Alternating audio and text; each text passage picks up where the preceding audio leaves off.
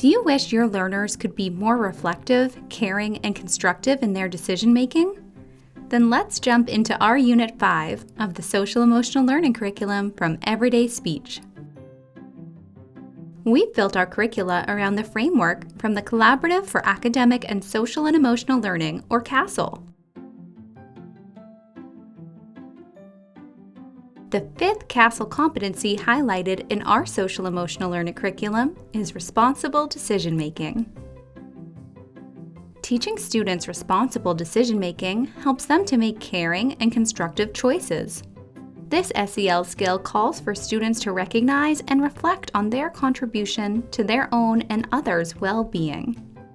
Using SEL to teach responsible decision-making gives students the opportunity to formulate a sense of awareness surrounding the impact of their choices on themselves, their goals, their relationships, and their community.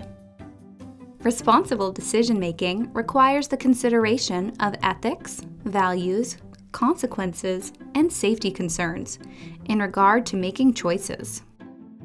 So why is responsible decision-making important? It teaches and encourages critical thinking and self-discipline, which help us to validate and manage our emotions.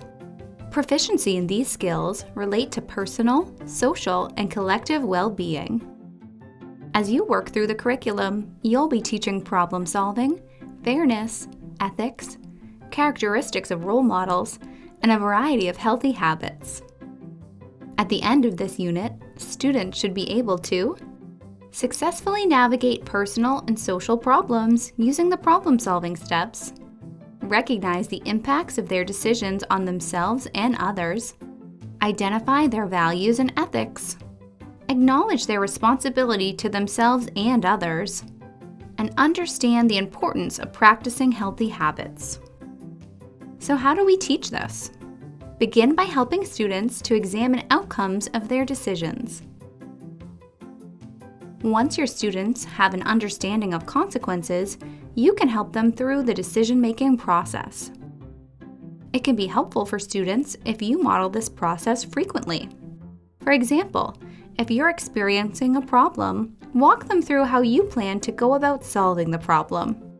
Better yet, involve them in the process and ask for their advice.